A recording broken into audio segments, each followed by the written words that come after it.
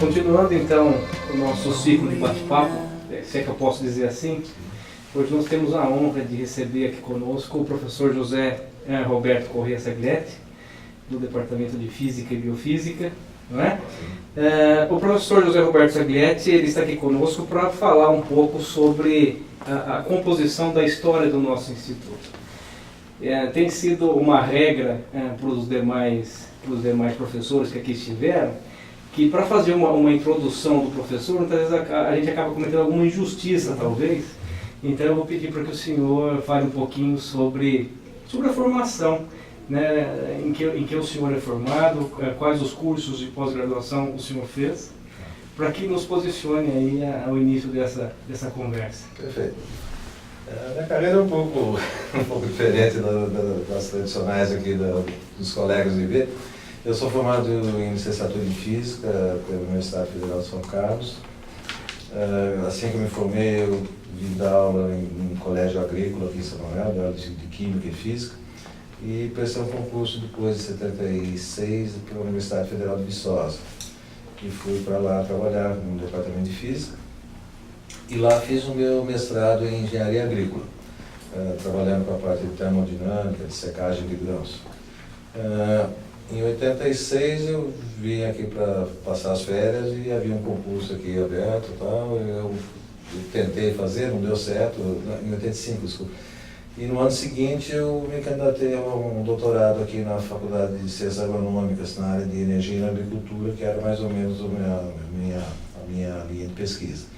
Entrei no doutorado, aí apareceu um concurso no Departamento de Física e Biofísica, eu prestei o concurso, me desliguei de Viçosa e enquanto dava tempo, né, de acertar a questão do doutorado, e desde então, em 87, fiquei até minha aposentadoria em 2015, aqui no Departamento de Física, onde fiz minha carreira, né, cheguei a professor doutor, não segui a carreira, porque entrei na parte administrativa, Isso, né, e fui aqui dentro vice-chefe do Departamento de Física, chefe, diretor do técnico de informática e depois diretor do IB, no período de 2001 a 2005. Ou seja, teve toda uma construção administrativa extremamente importante. Foi uma experiência interessante, né? Eu fui aprendendo aqui. Eu lembro até hoje que quando a gente estava discutindo a questão de ser candidato a diretor do IB, a gente conversou muito com um grupo que estava apoiando essa alternativa.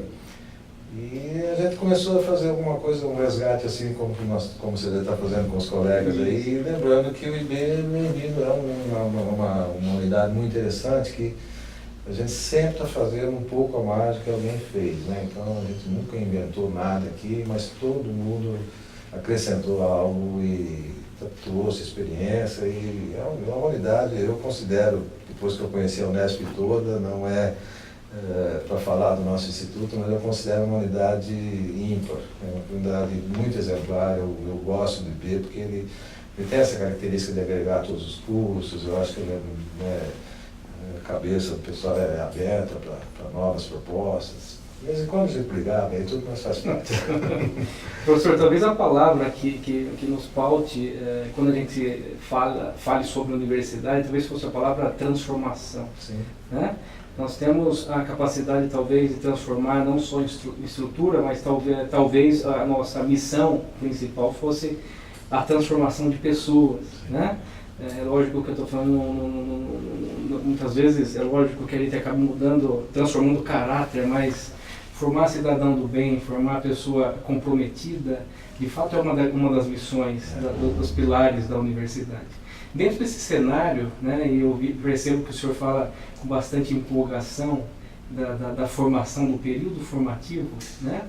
O que o senhor recorda dessa questão da transformação de pessoas desde 1985 aqui no nosso instituto? Olha, só para fazer um paralelo, antes de vir aqui para o IB, como eu falei, eu estava na Universidade Federal de Viçosa, lá eu dava aula basicamente de física básica e uma parte técnica de termodinâmica e tal, para cursos mais focados, engenharia agrícola, engenharia de alimentos, tá? Então o público que recebia essas disciplinas, eles eram mais mais receptivos, né, ao ensino de física. Né? Eles sabiam que aquilo lá ia ser parte fundamental da sua formação.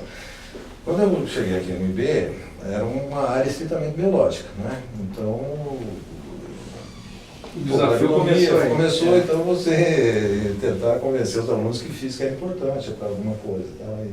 Dentro da profissão. Então, esse foi o foco que eu comecei a tentar passar para os alunos, né, que seria importante na formação técnica. Mas depois eu descobri um outro jeito, né, de abordar a situação, porque os alunos perguntavam, para que eu preciso estudar física, né? Aí a gente começou a trabalhar aqui a questão da melhoria das ideias, de você pensar o abstrato, né, você construir abstratamente certas soluções, né, pensar, antecipar soluções. Então foi nessa linha que a gente foi começando a conversar e mudou muito a receptividade dos alunos quando a gente começa a falar disso, né? Resumindo, para que você precisa disso? Para pensar, para você raciocinar. Se não servir para nada na sua vida, é para você criar um raciocínio lógico, antecipar situações, tal. Não que as outras disciplinas não façam isso, mas a física dentro de um curso que não é exatamente o foco matemático, técnico, né? Era essa abordagem. E, de uma maneira geral, a gente pode achar que foi bem sucedido, porque os alunos continuam amigos, conversam, nunca eles vão falar que foi a melhor disciplina deles, mas gostaram, não ficaram... Entenderam a importância. Acho que sim, mas é a transformação, né, que você... E a coisa que mais dava prazer é você receber os meninos, eu dava aula no primeiro ano, você recebe os meninos recém-chegados, né, geralmente de outras cidades, longe da família, e você os devolve, né, formados, saem com outra cabeça. Professor, eu tocou num ponto importante, a questão do primeiro ano, né? De receber esses meninos, e meninos que deixaram suas famílias, né? A gente percebe que hoje existe toda uma estrutura preparada para recebê-los, né? Tem até comissões importantes para fazer esse primeiro contato desses meninos com a universidade, por que não dizer, né? Primeiro contato fora de casa, né? O que vocês faziam naquela época, estou dizendo naquela época, mas na década de 80, né, para fazer essa recepção desses meninos? Para dizer assim, olha, aqui também é a sua casa. A gente não tinha também muito tato, talvez, para fazer esse trabalho de recebê-los carinhosamente, mas a gente buscava mostrar a importância do que a vinda deles para cá estava representando para o futuro deles, né? Então era mais nessa linha. É lógico, a gente procurava, às vezes aparecia um carro, você precisava ajudar o menino precisava se instalar aí, não precisa alugar uma casa, não tem fiador, vamos arrumar, vamos ajudar e tal. Então teve vários casos, mas realmente não era tão, não sei, não estou dizendo que hoje é fácil, mas não tinha esse colchão aí de receber, que impactava menos a chegada dos alunos. Era meio, sim, faz parte da vida, é uma nova fase, vamos largar a casa do papai para cá. E quando a gente fala, não é, professor, assim, olha, a estrutura que nós temos hoje, né, é uma estrutura que foi construída a várias mãos, não é? Eu completei meu primeiro quinquênio agora, ou seja, sou recém-contratado, haja vista o tempo e o trabalho que os professores que aqui estiveram e que aqui estão, né, falando um pouquinho dessa labuta, não é? E que nos coloca num posicionamento, olha, realmente, para ter a estrutura que nós temos hoje aqui, que é uma estrutura muito boa, né? Houve pessoas que de fato arregaçaram as mangas e fizeram com que isso acontecesse, desde um processo de docência, não é? Onde houve esse envolvimento com os alunos no processo de transformação de pessoas, mas que, sobretudo, estiveram envolvidos num processo de transformação da universidade. Não é? E o senhor tocou já em alguns pontos, que talvez fossem ingredientes para a próxima pergunta, que a questão administrativa tem que ter, acredito, uma certa vocação na questão de transformar. Porque a gente acaba liderando pessoas, né? Somos líderes, somos representantes, seja ele como chefia de departamento, seja uma representação na congregação, não é? Para chegar a ser diretor do Instituto de Biociências. Como o senhor vê esse caminho? O professor sendo também o gestor da unidade. É uma coisa que num determinado momento da minha vida dentro da universidade, você meio que faz uma análise e faz uma opção, né? Eu estava entre me dedicar integralmente à carreira acadêmica, e você meio que se isola da parte administrativa, né? E eu estava até conversando um pouco antes aqui da gente começar, que eu estava como substituto, eu tinha sido chefe, vice-chefe, chefe de departamento, mas era uma administração mais local ali no departamento, a meu ver, não tão simples, mas mais simples, né? E eu estava entrei para substituir um colega que havia se afastado para fazer doutorado no serviço de técnico de informática, que na sequência virou uma diretoria técnica de informática, e eu... O professor que você se refere é o professor Marcos? Marcos Fontes, que era o titular da comissão de informática na época. Aí eu era vice dele, ele saiu, eu assumi, e na sequência a professora Sheila me convidou para ser diretor, para montar a diretoria técnica de informática, e eu gostei da parte administrativa, né? Poxa vida. Eu gostava já um pouco, mas eu comecei, eu acho, me dei bem, fui uma equipe boa, formamos uma equipe muito boa. E aí começamos a conversar com outros chefes de departamento, estava tendo uma certa transição de geração aqui dentro também. Eu era, naquela época, ainda dos intermediários, né? Nem dos novos, nem dos mais antigos, mas estava no meio, e já estávamos chegando na época de ter que assumir alguns cargos que estavam aparecendo, estavam sendo colocados. E o nosso grupo começou a conversar e o meu nome surgiu dessas conversas aí. Eu fiquei assustado, na época a gente tinha tido uma boa administração aí dos outros diretores, a professora Sheila fez uma administração muito boa aqui, e o desafio era substituí-lo.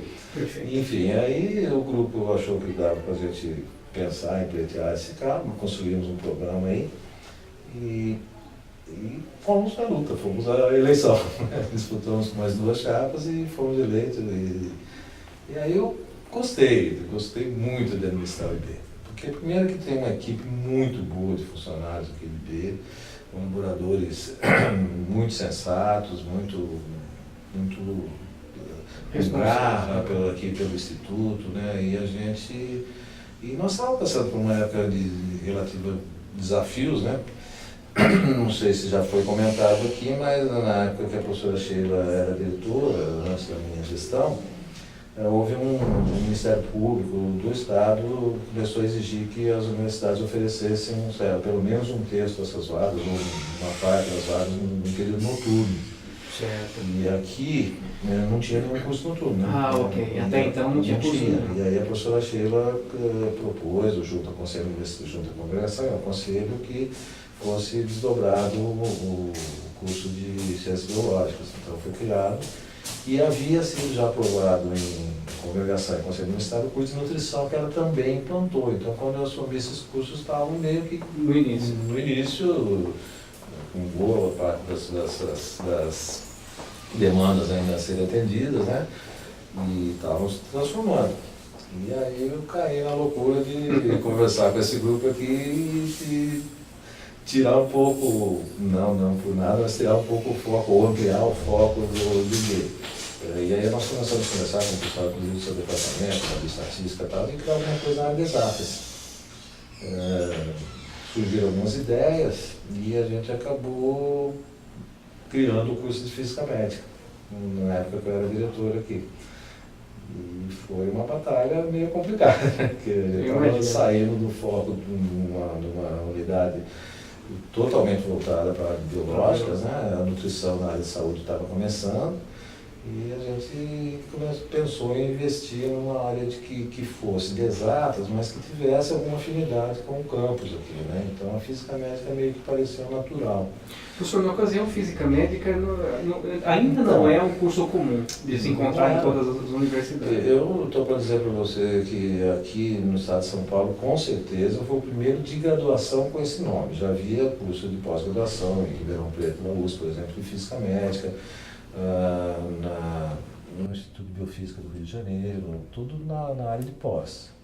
Se eu não me engano, havia um curso no Nordeste que já estava mais focado voltado para ser física médica na graduação. Mas o nosso foi o primeiro com um aluno ingressando sabendo que ia fazer física médica, um currículo totalmente de graduação, desde o primeiro ano ele já tendo a parte biológica, médica e física, tudo já se encaixando para dar esse final aí. Professor, trazer uma mensagem que, assim, os meninos que se formam em física médica, eles podem seguir a área instrumental. Sim. E a área aplicada em pesquisa, etc. Né? Hoje eu tenho a oportunidade de ser vice-coordenador de um programa de pós-graduação e há uma discussão entre o conselho dos programas que os alunos que chegam da física médica são alunos muito bem preparados. Bom, acontece. Desde a questão formativa, né, onde eles conseguem agregar esses valores acadêmicos para que o prepare para a pós-graduação, mas também, sobretudo, a questão do pensar que o senhor tocou no início do nosso bate-papo, não é? Isso. E isso me fez remeter a esses meninos, porque nós temos alguns alunos que são egressos do curso de Física Médica e, de fato, são meninos. Eu peço licença para que permita que eu possa dizer meninos, porque eles chegam com uma estrutura uma base muito boa, não é? E aí eu queria falar para o senhor assim, talvez essa tivesse sido a grande marca da diretoria sobre sua gestão? Eu gosto muito de pensar que sim, e vou falar que na época não foi totalmente, assim, não vou falar para você que foi muito fácil.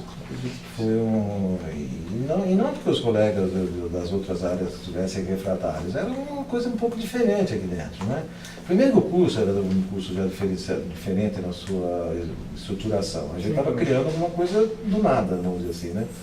E até um pouco antes da gente pensar nisso, os departamentos nossos, tanto da estatística, da química, da física e tal, eles estavam meio com poucos docentes e havia um movimento por parte da reitoria para que os departamentos não fossem constituídos com menos de 10 docentes.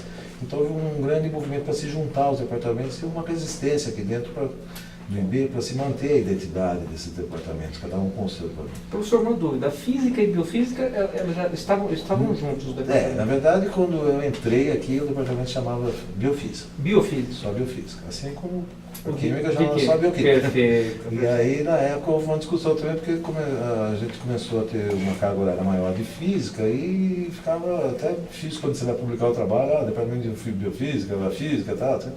E aí a gente fez uma opção lá, que era mais ou menos a metade do corpo docente era voltado para biofísica, metade para física, e achamos melhor colocar o departamento com o nome duplo, né? Perfeito.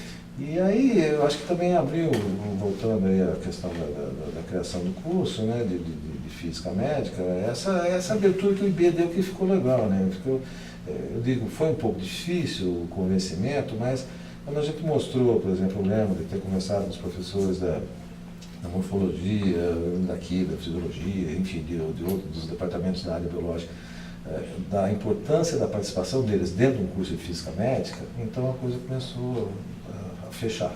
E em um segundo momento a gente também teve que conversar muito com docentes da medicina, da Faculdade de Medicina, que também não estava muito aberta a ter físico lá dentro e tal, né?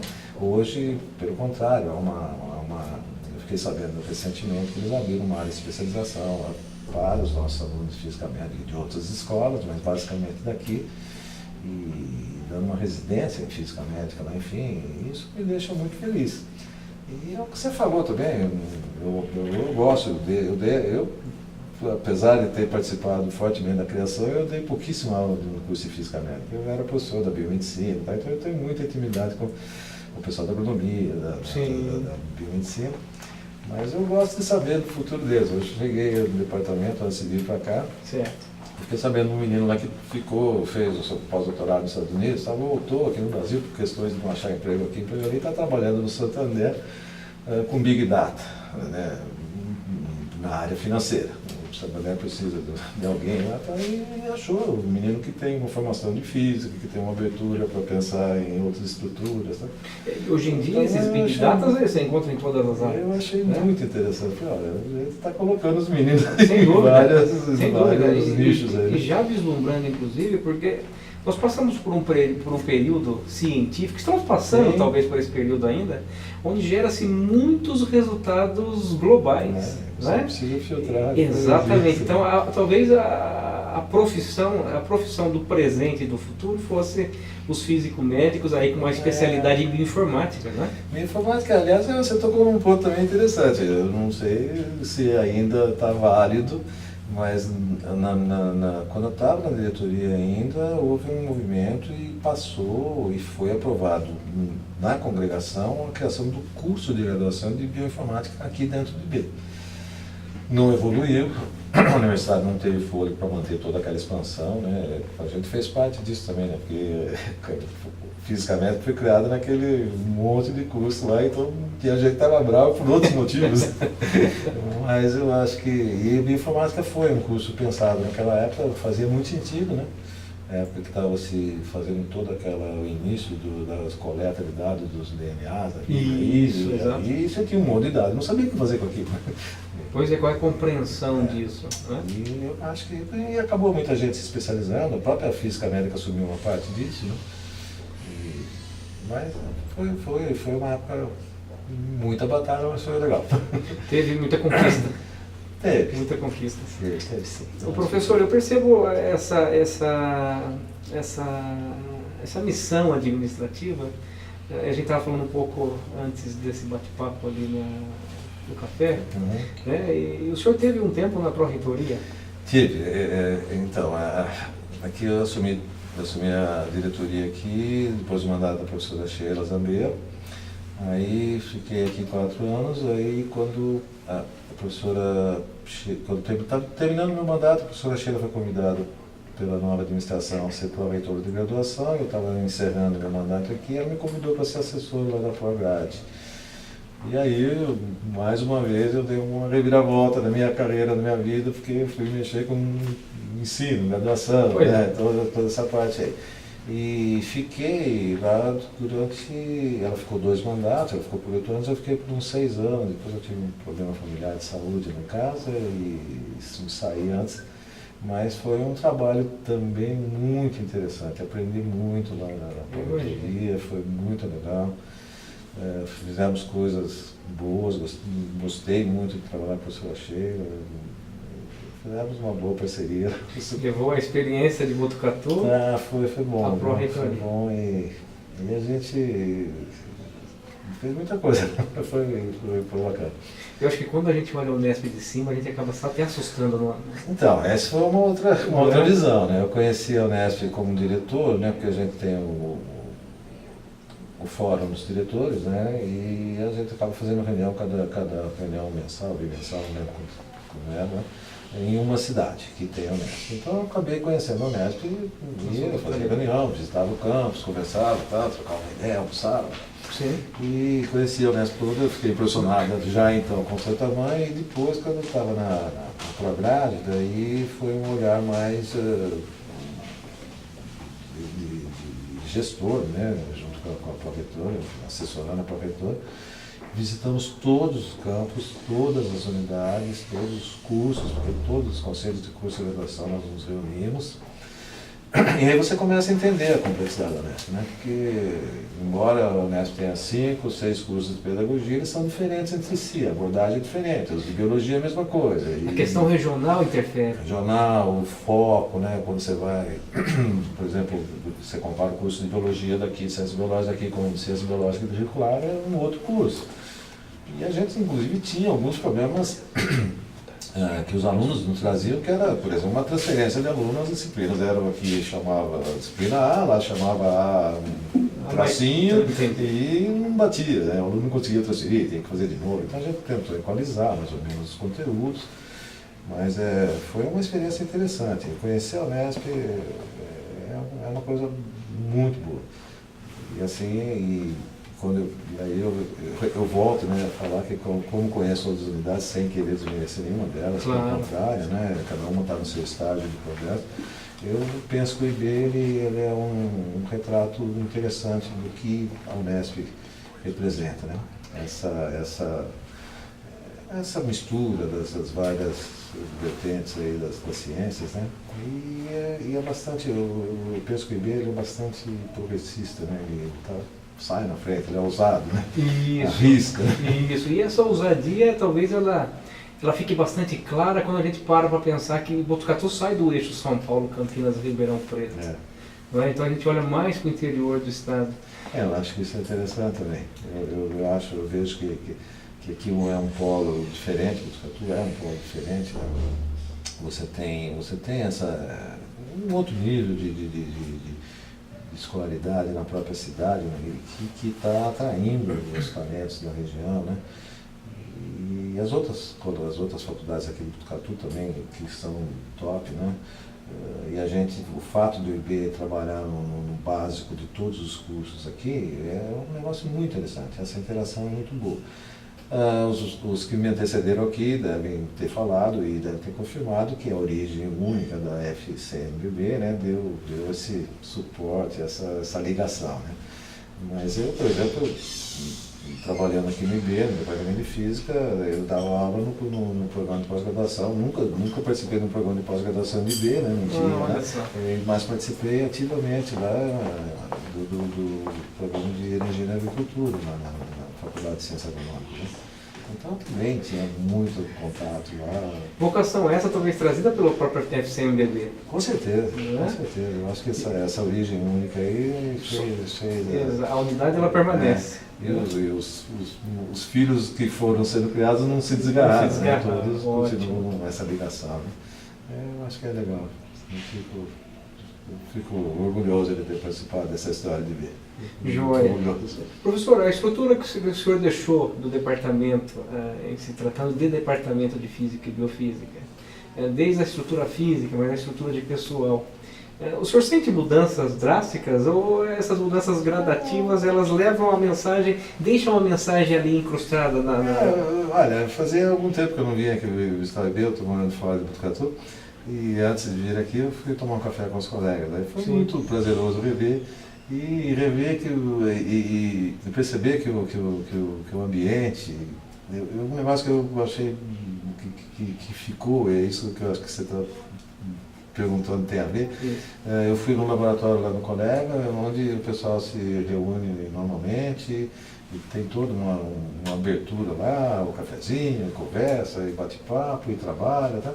E quando eu saí, estava desse jeito. Quando eu voltei, ele continua animado, como assim, é gente dentro do laboratório. Né? Então, alguma coisa tem nesse cafezinho, né? Então, mas é gente trabalhando, né? Então os jovens, né? Alguns que estão fazendo pós-doc, que eu conheci, outros que estão chegando, não, esse aqui trabalhou aqui e tal.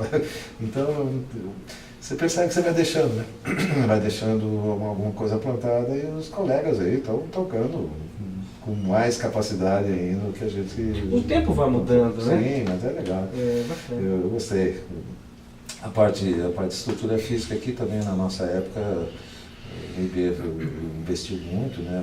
A reitoria investiu muito aqui, foram feitas ampliações, aí eu acho que nesse ponto também o IB é privilegiado, né? Ter uma estrutura física bem adequada. Né? E fincar esses alicerces há algum tempo proporcionou para que o IB hoje fosse uma das unidades que mais arrecada em termos de projeto da FAPESP.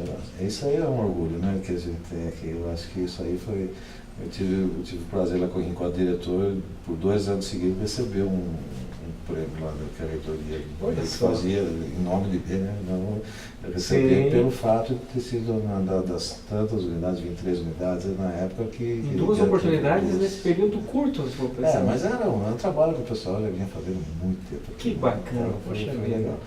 É o que eu falo, que a gente, no caso aqui de IB, eu só fui um administrador de boas pessoas, então isso facilita muito, né? Você não tem que puxar ninguém pela orelha, pelo contrário, você tem que segurar, senão eles disparam, né? É muito... Professor, aí a gente começa a perceber marcas, né, marcas importantes no nosso instituto, marcas importantes na carreira, ou seja, trazendo de novo a palavra transformação, acredito que essa fosse a palavra que talvez nos norteasse dentro da universidade. E que marcas que estão sendo levadas hoje para o município. Então, no município de São Manuel? a gente fica, acho que vai ficando com uma certa idade, vai ficando meio atrapalhado e meio querendo inventar moda. Eu me aposentei aqui em 2015, né? Mas em 2015 fui, como todo recém-aposentado, achei que ia viajar o mundo inteiro e ficar só nisso. Viajei, passei um pouco e tal. Mas depois de um ano e pouco, começa a cansar essa vida, né? E aí, no começo do ano passado, 2017, fui eleito um prefeito de São Manuel que não tinha nenhuma atividade política, foi aquela onda de transformação, né? E ele veio com uma ideia um pouco diferente do que fazer no município. E eu não conhecia muito não, na verdade eu conhecia de vista só, mas um dia conversando sobre educação, eu falei que eu estava aposentado aqui na Unesp e me coloquei à disposição para ajudar o município se precisasse. E um dia ele me chamou, mas aí o convite que ele fez, eu achei que era para ajudar, para vir conversar com algum colega aqui da Unesp também, ele pediu para que eu assumisse a diretoria de educação, a secretaria de educação do município. No primeiro momento eu recuei, porque eu estava 41 anos dentro da universidade, então alguma coisa eu podia contribuir, mas eu não entendia nada de ensino infantil, de creche, de ensino fundamental. Mas ele achou que dava para tocar, e apostou, e eu também falei, é um desafio, né? Isso já há quantos anos, professor? Foi no ano passado, no ano 2017, passado. Então eu estou indo para o segundo ano. E aí, de repente, o professor que estava acostumado em receber esses alunos, teoricamente, formados da sua escola básica, agora é o professor que, de fato, é o responsável na formação desses meninos. Então, mas tive que partir do zero, né? Porque o que eu lembrava de ensino fundamental é o que eu fiz lá em 1960, né? Que chamava grupo escolar, hein? Certo. Agora é a creche, é a pré-escola, é o Fundamental 1, que vai até o 5º ano, que é o nosso foco, é do 5º ano até para baixo, né? E aí estou aprendendo, tentando contribuir um pouco e tentando levar alguma experiência para lá. Mas algumas coisas boas ligadas ao IB a gente já conseguiu fazer. Por exemplo, no ano passado, logo que eu assumi, entrei em contato com o Luiz Fernando, vice-diretor, e o professor César, né, diretor, e falou, precisamos fazer alguma coisa juntos. Aí levar o IB para lá. E fizemos um convênio, e o cursinho comunitário aqui de IB, o Atena, né? Sim. A gente fez um convênio, o município disponibiliza algumas bolsas na forma de bolsas da ProEx, e o cursinho instalou 2 salas comunitárias lá, com uma procura muito boa, uma parceria muito boa. E agora estamos partindo para um outro projeto conjunto aí, que é tentar criar o município criar uma escola de meio ambiente lá, e o IB dar o suporte através do seu curso de licenciatura em biologia, para formar os professores, os nossos alunos. Percebe-se que o caminho levou o senhor a outras experiências, mas o destino trouxe de volta. E aí é sempre bom a gente ter um porto seguro aqui, né? Sim, voltar para casa sempre é bom. E falar com os conhecidos e tentar trazer algumas ideias. E eu acho que aí vem uma coisa importante também, que eu acho que na nossa época a gente não fez o tanto que poderia ter feito, mas eu estou vendo que a universidade está mudando esse foco, que é a parte de extensão, que é levar a universidade para fora dela também, né? A gente às vezes tende a ficar muito no nosso mundo aqui, que é um mundo relativamente confortável, nos nossos laboratórios e tal, né? Fazendo pesquisa. Sem dúvida nenhuma. Muitas vezes até não conhecendo o colega. Também. Agora, quando eu fui lá, voltei para o meu município, uma cidade pequena, tá? O que eles enxergam? Eu comecei a me colocar como um cidadão lá de São Manuel. O que o meu conterrâneo aqui vê da Unesp? Quando ele olha para a Botucatu, ele vê o quê? Ele vê hospital, faculdade de medicina, que é quando ele precisa, quando algum parente precisa, de um atendimento mais especializado, o hospital da Unesp. Quando machuca o cachorrinho, vamos para o hospital veterinário. Pois é, exato. E aí, aqui tem um outro mundo, que tem um monte de coisa para oferecer. Né? Então, a universidade tem que se abrir também e trazer, né? Mostrar, levar o que é produzido aqui dentro para dentro das cidades que necessitam. Né? Então, a gente tem um outro problema lá, comum em várias cidades. O que fazer com o lixo? Né?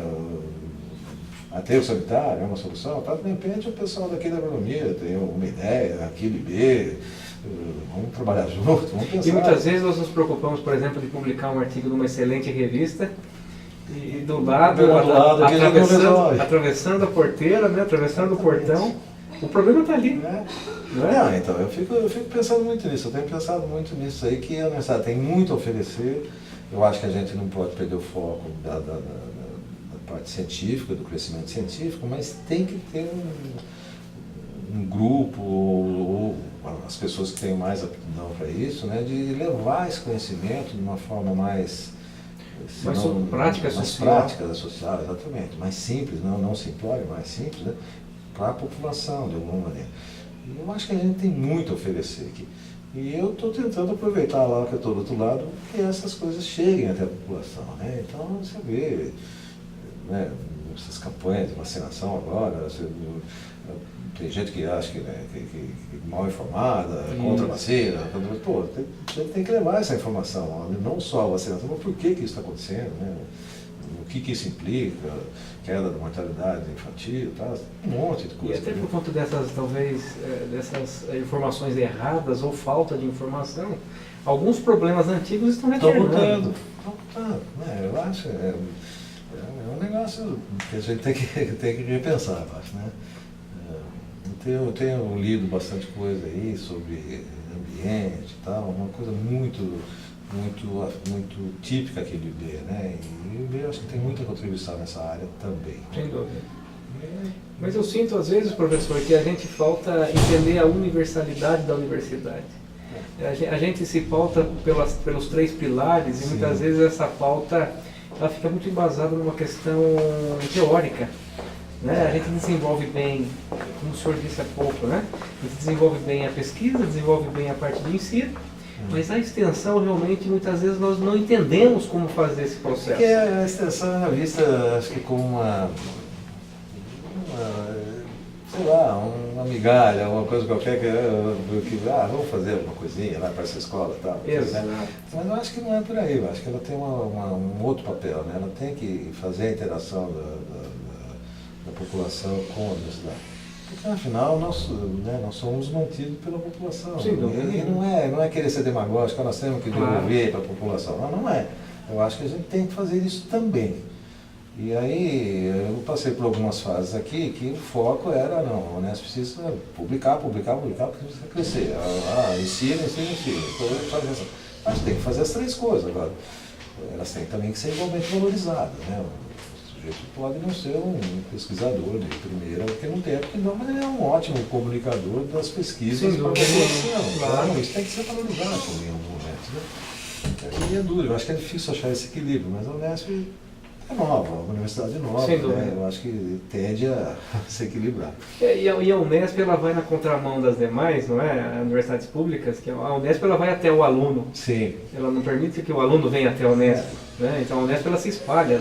Eu acho que isso é bom, né? Em todos os cantos do estado. Eu acho que esse jeitão caipira que chegou aqui de São Paulo faz bem. Exatamente. Né? Dá uma arejada aí. Nesse ponto, o Unesp, em relação às outras, é mais próxima da população, mas eu acho que ainda podemos fazer mais. Eu acho que podemos sair um pouco daqui do departamento. Sim, vamos dar uma volta aí, sei lá, aqui do lado, ver o que está acontecendo aí. E certamente essas experiências de retorno, professor, certamente é importante para a gente. Eu gosto disso também. O professor o docente, não é? O professor que transformava alunos na universidade, que transformou o seu departamento, que transformou o seu instituto, que transformou a sua universidade, né? Haja vista que estava na pró-reitoria de graduação, e hoje transforma pessoas no município, ou seja, eu olho para a universidade hoje com outro olhar, um olhar da bagagem, mas um olhar analisando outros problemas que não aqueles apenas, eu vou colocar apenas entre aspas, que são muitos que a gente enfrenta aqui dentro, mas que são os problemas sociais, ou seja, esse de fato é o retorno imediato que muitas vezes nos falta. É uma maneira de pensar interessante, né? De repente, em algum momento, as pessoas que estão aqui dentro deveriam participar da vida mais do município, de algum outro setor aí, para também ver esse outro lado. Eu tive a oportunidade, estou tendo a oportunidade de fazer isso agora, após a aposentadoria aqui.